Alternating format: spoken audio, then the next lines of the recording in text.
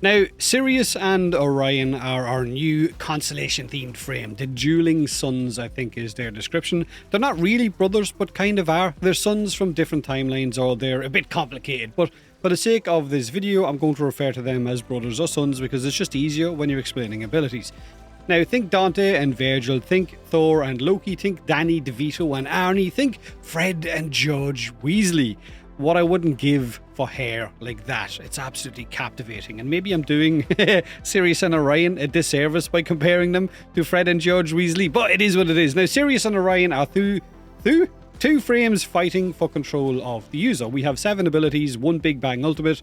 When you're using one of them, the other is relegated to being a Spectre, and it fights beside you, shooting, casting abilities, the whole 9 yards. One is close range and about damage, and the other is more about ranged and sustain.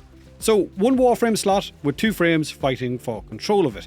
Now, tapping an ability will cast that frame's ability that you're currently using, and holding the ability down will swap it to the other frame and cast their respective ability. So, tap 1 to cast your first ability and hold 1 down to switch to the other brother and cast their ability instead, or their first ability instead. Now, Sirius is the Jade guided sun with heat damage, healing, revives, and sustain, and Orion is the aggressive slash-based defense reduction, decoy, and black hole grouping sun. So he's basically the Stalker one, whereas Sirius is the Jade one. Now, easily one of the most unique themes in relation to Warframes that have added into Warframe in the 13 years that it has been alive.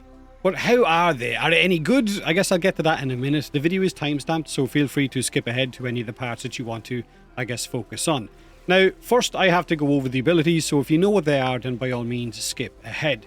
Their passive is that swapping between Sirius and Orion will give 45% ability efficiency for the next 2 casts. So the frame clearly wants you to keep swapping instead of just focusing on one of the sons or one of the brothers and not playing the other one. There is also a brief moment of invulnerability whenever you swap between each of the sons. So it is definitely something they want you to be focusing on.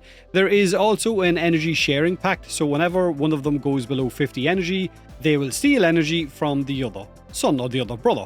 Now, for their first ability, for Sirius it is called Coronal Ejection. Sirius is the green one, and Coronal Ejection is where he throws his scythe in a straight line, it deals heat damage, and collects pickups along its path. So simply, it damages enemies, it applies heat, and it drags useful drops like energy orbs and health orbs and so on back to you, and ammo in that line of fire. Orion's first ability, however, is called Gravitic Slash, which is basically where he will swing his scythe in an arc in front of him, which will repel enemies.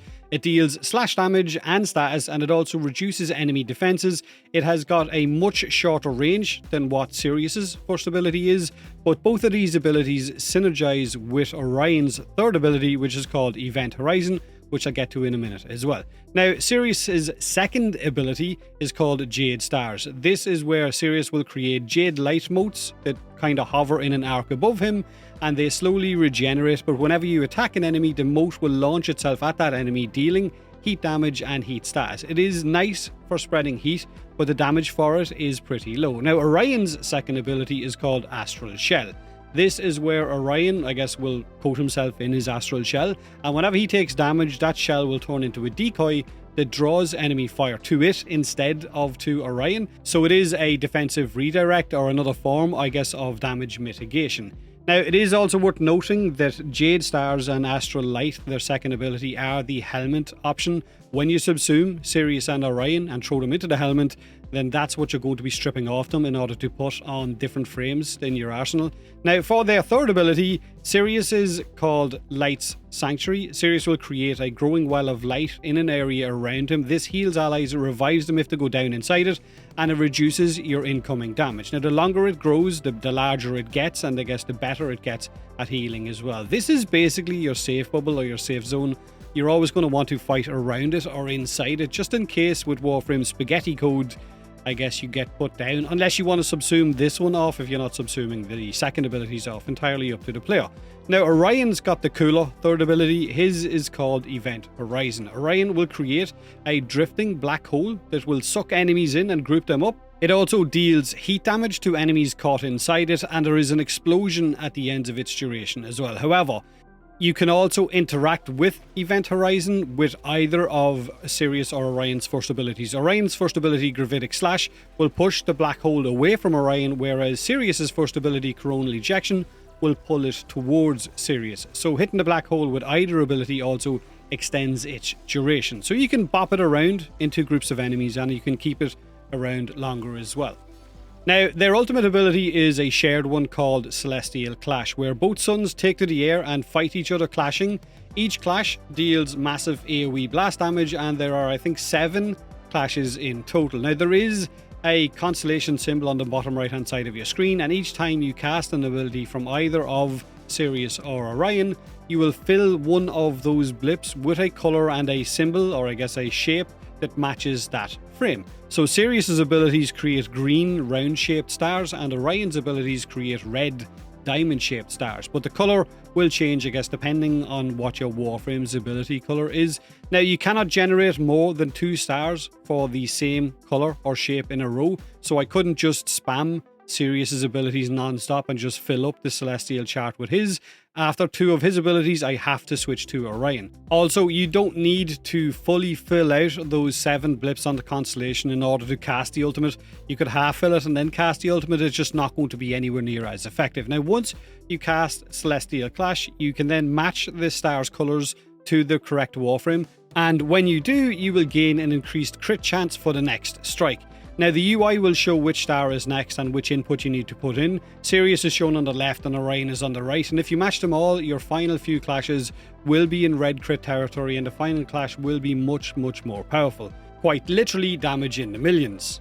Now, when it comes to subsuming another ability onto Sirius or Orion, the Helminth abilities can only be subsumed onto your primary sun, which you can change in the new Pontus Tower relay, simply by doing what's on the screen right now. Go to that relay, interact, and choose which your primary sun is. So you can't subsume Roar onto one sun and Nourish onto another. You can only put an ability onto your primary sun. Also, when you subsume an ability onto your primary sun, you can no longer hold that ability down in order to switch to the other one. So if I put Roar on Sirius, I can't hold Roar down to then switch to Orion. You kind of lose that function. So for the purpose of this video, I'm not going to subsume anything onto my frame. I kind of like them as they are, and I feel like maybe subsuming something on kind of destroys their flow. But again, entirely up to the user. I do have Roar subsumed on Sirius on my second config, and for a while yesterday I was also trying out Vauban's Tesla Nervos with the Tesla Bank augment on as well, just because enemies were being grouped up and I wanted to see big electric explosions as well, which was kind of cool, but it wasn't really that functional, and it kind of felt like I said it ruined the flow of what both of the frames were. Now, Sirius and Orion are a very heavily spam ability frame. They need you to keep using abilities and swapping between each sun in order to fill up that constellation so that you can use your ultimate. That's the main thing with this set of frames. You need to use that ultimate, so you're going to be spamming your first ability a lot and swapping suns, then throwing out black holes, healing circles, keeping your second ability active at all times, and then casting your ability at every chance that you get. The whole kit relies on that ultimate. And if I'm being completely honest, Sirius and Orion are just an okay frame. They're not broken or busted or insane or any of that nonsense. They have, I guess, we have much more powerful Warframes in the game as it stands, and we have weapons that can clear a room in 1 or 2 hits. So your ultimate is also heavily affected by line of sight, which is really bad for small corridor maps, especially considering your view is already going to be restricted when flying around in that ultimate. And the ultimate is also a bit jarring when using it as well on certain tile sets. So you can expect to hit walls, expect to even bug into walls from time to time, and picking up loot in the ultimate is bugged as well, which leaves it kind of just hanging beside you. And other abilities in your kit, again, feel just average in comparison to some of our other Warframes. So by no means are Sirius and Orion overpowered or, I guess, insane or basically in need of a nerf. If anything, they maybe need to have some of their abilities buffed a little bit. But you guys can let me know in the comment section how you feel about Sirius and Orion. Now this is the build that I have settled on for my Sirius and Orion. Now, if you're a new player and you've given into temptation and you've decided to go to the store and buy Sirius and Orion for Platinum on the store, but you don't have all of the Prime mods, the Umbral mods, I guess the Archon mods, and everything that's needed to get, I guess, the higher end builds, then you're going to be looking for a very steady, even mix of all stats from duration, efficiency, range, strength, while also giving yourself additional health and additional shield just for survivability to help you get through the normal star chart and help you to burst into eventually Steel Path as well. This is a very rough kind of new player build that you'll be using on pretty much every Warframe you have until you get those mods. Now, of course, your mods might not be maxed out, you might not have the endo, but you basically work with what you have until you get the mods that you actually need to make the, I guess, the higher end builds. So this is what you're looking at. So this is pretty much my Sirius mod setup, and since the main stat on this frame is a bit of range and duration, because you want the most out of your ultimate, but you also want a bit of range for, I guess, for your healing circle and things like that as well, then this is what I've gone for, right? Corrosive Projection, Coaction Drift, Primed Flow for energy, Umbral Intensify, but you could use normal Intensify here if you wanted to. Adaptation, so that I'm not taking as much damage, but which is also going to help while also putting Light Sanctuary down. Transient Fortitude for ability strength, Overextended for more range, Continuity for more duration, Stretch for more range, and of course Blind Rage for more range. Then I've got Molt Augmented for ability strength, and I've got Arcane Energize so that I can make the most out of energy orbs that are dropping, so that both of the guys are basically stacked up on energy at all given times. Now, if you're wondering what build I've gone off for with my roar, it's pretty much the exact same. I haven't changed anything yet. I've basically just kept them as they are. And when it comes to my Orion, this is the mod setup for my Orion. I've gone for Growing Power as the Aura, Prime Sure-Footed to stop him getting knocked on his ass. I've got Transient Fortitude, Umbral Intensify, and Blind Rage, all for power strength. Then I've got Overextended and Stretch for range. If you wanted to, you could go for Archon Stretch here if you're using the Riga in order to get your energy back, entirely up to you. I've got Arcane Energize for that. Then I've got Adaptation to stop me taking as much damage. Then I've got Primed Flow and Primed Continuity. So that's pretty much the setup that I've gone for with my Sirius and with my Orion. Now, because you're going to be swapping between each frame as much as possible, then you're not going to be, I guess, taking as much damage because you do have that brief window of invulnerability. But if you wanted to change your mod setup around to put Brief Respite in here and maybe Arcane Aegis to give you a little bit more added survivability, or if you wanted to go the shield gating route, that's entirely up to you. I don't go against level 9000 because it bores the shit out of me. I just do, I guess, up to what we are with ETA and EDA, and that's the level of fun that I'm going for. But this is pretty much my build and my setup. Now, in terms of, I guess, Sentinel or whatever you want to bring with you, I have been bringing Shade Prime as well as the Verglass just to spread elements around, and Shade is going to keep me invisible for a lot of the time, which is also going to stop me from taking damage, which is why I haven't leaned into Brief Respite and Arcane Aegis or any other kind of shield gating mechanic, is because I'm invisible for a vast majority of my gameplay with my series.